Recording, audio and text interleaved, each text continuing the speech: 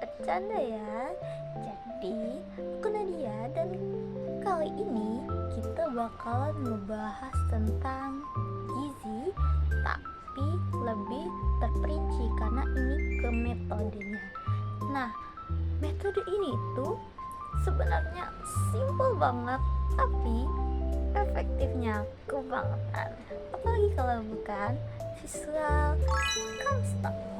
Nah, metode ini itu sering dipakai oleh ahli gizi dan juga diterapin gitu untuk skala yang besar.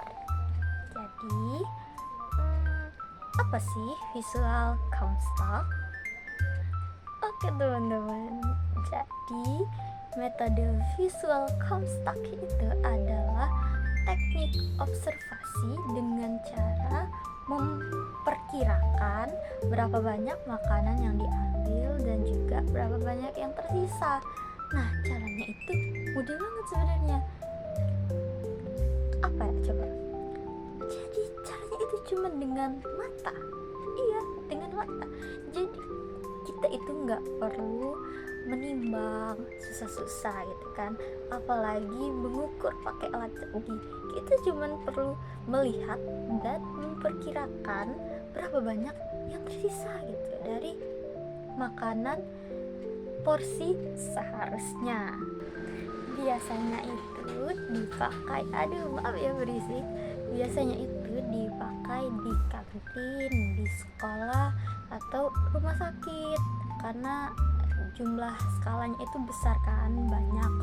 Nah, tujuannya itu apa sih? Tujuannya itu kita buat tahu seberapa banyak makanan yang dibuang dan seberapa banyak makanan yang dimakan oleh si konsumen ini.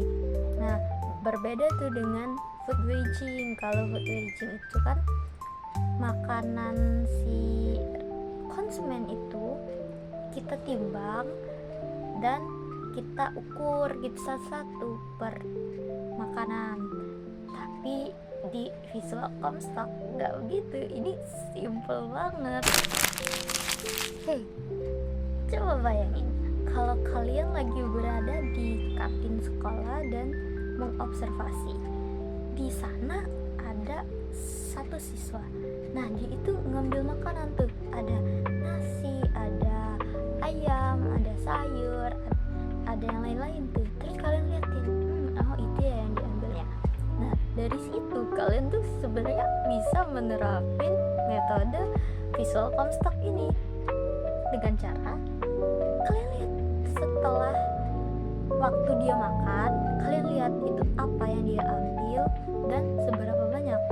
Terus waktu dia selesai makan, kalian tinggal hitung deh berapa sisanya menggunakan frekuensi 0%.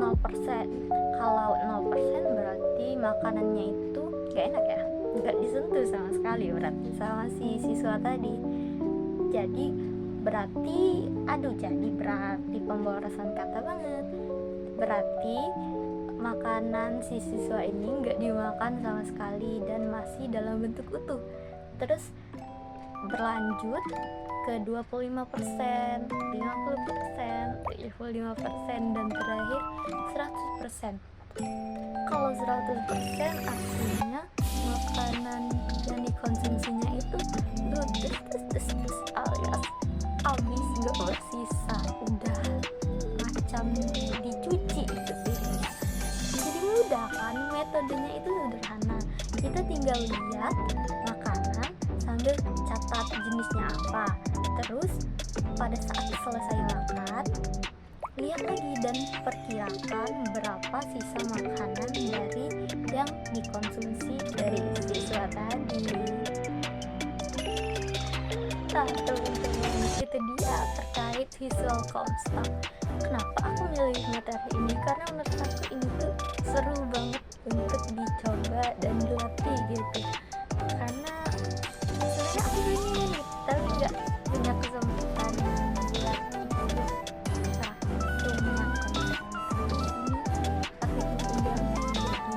aku membahas materi yang aku suka sebenarnya.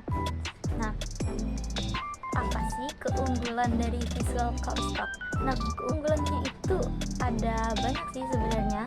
Salah satunya itu mudah, bukan salah satu, salah tiga. Mudah, praktis, dan juga nggak repot gitu, nggak pakai alat yang ribet gimana gitu, tinggal lihat. Nah, tapi di situ juga ada kekurangannya. Kenapa? Karena aku sakit, karena di visual construct itu bisa terjadi bias, dimana si pengukur itu harus sudah terlatih untuk mengukur itu tuh makanannya bisa 20%, 50 ya gitu. Jadi kalau dianya nggak bisa nilai benar, otomatis bias dong, salah perhitungannya. Misalnya dia makan si siswa tadi dia makan setengah tuh dari porsi makanannya, otomatis 50% kan. Karena si pengukur ini tidak terlatih, dia bilang ini 25%. Nah, itu kan udah salah. Jadi sekian penjelasan dari saya, terima kasih dan